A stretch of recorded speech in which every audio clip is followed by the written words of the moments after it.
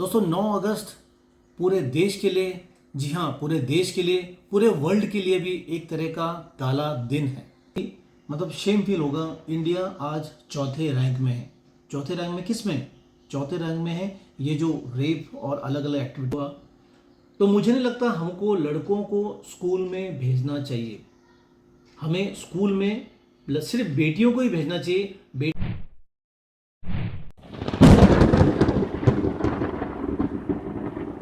Hello दोस्तों, good morning, नमस्कार, जय हिंद। Welcome to my YouTube channel with new blog.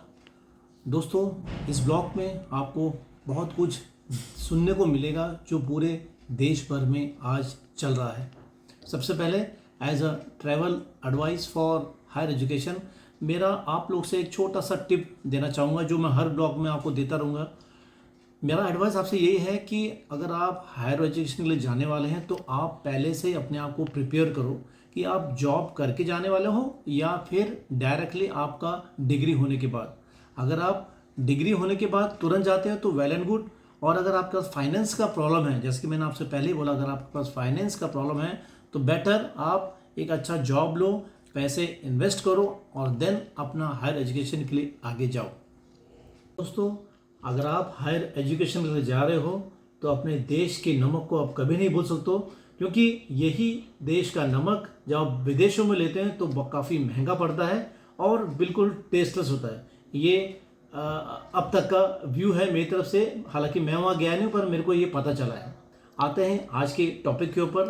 दोस्तों 9 अगस्त दुनिया भर के लिए एक काला दिन बन के रह चुका है। अगर आप बात करें 9 अगस्त 1945 की, जहां पे यूएस ने जापान जैसे छोटे से देश के ऊपर 2 बम गिराए थे, एक 6 अगस्त को और एक 9 अगस्त को। 9 अगस्त को जो बम गिरा उसका नाम दिया था फैट मैन, और 6 अगस्त को जो बम गिराया था उसका नाम दिया था लिटिल मैन। दोनों ही बम बहुत ही घातक थे। उसको आते हैं आज के टॉपिक के ऊपर। दोस्तों 9 अगस्त पूरे देश के लिए, जी हाँ पूरे देश के लिए, पूरे वर्ल्ड के लिए भी एक तरह का काला दिन है। 9 अगस्त 1945 को यूएस एयरफोर्स ने जापान जैसे छोटे देश में एटॉमिक बम गिराया। ये बम पहला बम था जो 6 अगस्त को गिरा था और दूसरा बम 9 अगस्त को। इतना घातक इसका एक्सप्लोजन था कि पूरे जापान को, पूरे देश को इसने झंझोर दिया। उसी टाइप का कुछ रिपीट हुआ है हमारे देश में 9 अगस्त को कोलकाता में। दोस्तों हमारे बच्चे हायर एजुकेशन के लिए दूसरे स्टेट्स में, राज्य में और अलग अलग कंट्री में जाते हैं ताकि वहाँ अपने आप को साबित करें और एक अपना प्लेटफॉर्म बना पाए। उसी तलाश में 31 ईयर्स की मौमिता देवनाथ जो कलकत्ता के आरजे मेडिकल कॉलेज में गई थी, जो कि कॉलेज बहुत ही रेप्यूटेड कॉलेज था। इंडिया में उसका स्थान 11वां स्थान है। आई रिपीट 11वां स्थान है उस कॉलेज का, और उस कॉलेज से ना जाने कितने एमडी स्पेशलिस्ट निकलते हैं। पर 9 अगस्त को ऐसा क्या हुआ वहाँ पे जिसने पूरे देश को झंझोर दिया। आपने ये सब कुछ न्यूज़ में देखा होगा, मैं ज़्यादा कुछ इसमें बात नहीं करना चाहता, पर as a well wisher, as a YouTuber मैं ज़रूर इसका मतलब अवहेलना करता हूँ। मैं इसको बिल्कुल एक्सेप्ट नहीं करता, क्योंकि हमारे आसपास में भी हमारे बच्चे हैं, सब कुछ है। हम किसके बेस में हमारे बच्चों को आगे भेजें, ये एक बहुत बड़ा क्वेश्चन हमारे लिए रेज होता है। दोस्तों मैं आपको एक कहानी के माध्यम से, एक छोटे से कहानी के माध्यम से आपको समझाना चाहूँगा। जब हमारा देश या ये दुनिया अनसिविलाइज थी तो उस टाइम इस प्रकार की घटना शायद नहीं होती होगी, पर जब से हम सिविलाइज्ड हुए ऐसी घटना क्यों हो रही है, उसका मेन रीज़न मैं आपको उसका बताना चाहता हूँ। उसका मेन रीज़न और कुछ नहीं है, वो है मोबाइल और इंटरनेट। दोस्तों जो सर्वे है, वर्ल्ड का जो सर्वे है, उसमें आपको बहुत ही मतलब शेम फील होगा, इंडिया आज चौथे रैंक में है। चौथे रैंक में किस में? चौथे रैंक में है ये जो रेप और अलग अलग एक्टिविटी होते हैं हमारे पूरे देश में, उसमें इंडिया चौथे रैंक में आता है। और आपको ये पता नहीं होगा कि हर 15 मिनट में भारत में एक रेप होता है। रेप जैसी घटना होती है जिसका कोई एविडेंस नहीं होता, अगर एविडेंस होता है उसको दबा दिया जाता है। ऐसा क्यों होता है? क्यों हमारा देश ऐसा कोई स्ट्रॉन्ग लॉ नहीं लाता है जिससे हम इसको कंट्रोल करें।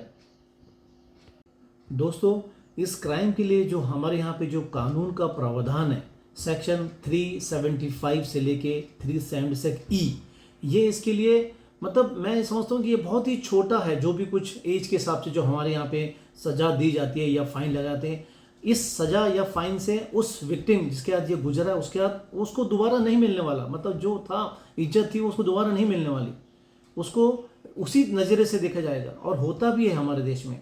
मैं चाहता हूँ, हम सभी चाहते हैं कि ऐसा कोई कड़क कानून निकाले जिससे इसमें लगाम लगे। कानून तो अपना काम करेगा, पर हम जहाँ हमारे घर में हैं, क्या हम अपने बच्चों को प्रॉपर केयर दे पा रहे हैं? क्या हम अपने बच्चों को प्रॉपर नसीहत दे पा रहे हैं? इसके लिए हमको ये शुरुआत हमारे घर से करनी होगी। यूज़ ऑफ मोबाइल, आज एक माँ अपने 2 साल या 3 साल के बच्चे को मोबाइल दे देती है और कहती है कि मोबाइल में एंगेज रहे, और वो अपने काम में एंगेज रहती है। बच्चा कहाँ तक समझ पाएगा कि वो मोबाइल उसके लिए अच्छा है या गलत है? फिर बच्चे की इंटरेस्ट बढ़ता है, वो आगे और इंटरेस्ट दिखाता है, और धीरे धीरे धीरे धीरे ये इंटरेस्ट एक गलत लाइन में ले जाता है। आगे दोस्तों, बच्चा जब स्कूल में जाता है तो एज ए पेरेंट्स हमारा काम है, हमारा बच्चा किस में इंटरेस्ट दिखा रहा है, किस में इंटरेस्ट नहीं दिखा रहा है, उससे बात करना चाहिए, उसको बात को समझना चाहिए।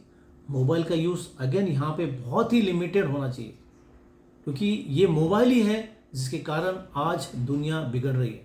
हालांकि मोबाइल हमारे लिए एक हैंडी भी हो सकता है, इंफॉर्मेशन की बड़ी किताब हो सकती है, डिक्शनरी हो सकती है, पर कहीं ना कहीं हमारे जो आसपास के जो विचार है उनके दोस्तों के बीच में कहीं ना कहीं एक्सचेंज होता है और आदमी भटक जाता है, तो उसे समझना बहुत ज़रूरी है।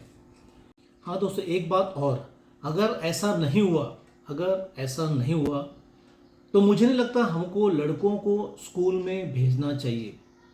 हमें स्कूल में सिर्फ बेटियों को ही भेजना चाहिए, बेटों को घर में कैद करना चाहिए। क्योंकि आज तक आपने कोई ऐसा न्यूज़ सुना है जहाँ पे लड़कों को ऐसे तरह से उत्पादित किया जाता है लड़कियों की तरफ से? नहीं ना? तो सोचो इस बात को। अंत में दोस्तों, मैं तो एक छोटा सा यूट्यूबर हूँ और मेरा काम है मेरे सोसाइटी को केयर करना, मेरे आसपास में जो हो रहा है उसके बारे में आवाज़ उठाना, और मैं आवाज़ उठाता रहूँगा। पर आपको अपने ये घर से आवाज़ शुरुआत करनी पड़ेगी। आपको घर से अपने बच्चों को कंट्रोल करना पड़ेगा, आपको अपने घर से अच्छे इंस्ट्रक्शन देना पड़ेगा, अच्छे गाइडलाइंस देना पड़ेगा, तभी आपका घर, आपका सोसाइटी, आपका देश अच्छा होगा। इस छोटे से ब्लॉग को मैं यहीं ख़त्म करता हूँ। पर being a YouTuber, small YouTuber, आप सभी से मैं रिक्वेस्ट करता हूँ, अगर ऐसी कोई घटना होती है तो प्लीज़ उसको रेस करो, रेस द बार। अगर आप बार ओपनली नहीं कर सकते हो तो आप पुलिस के माध्यम से उस चीज़ को हाईलाइट कर सकते हो। अगर आप पिक्चर में नहीं आना चाहते हो तो आप साइड से पुलिस को इन्फॉर्म कर सकते हो, और कहीं ना कहीं किसी की जान बचा सकते हो। इसी के साथ मेरा यह ब्लॉग यहीं ख़त्म करता हूँ। मिलते हैं अगले ब्लॉग में। Until then, good bye.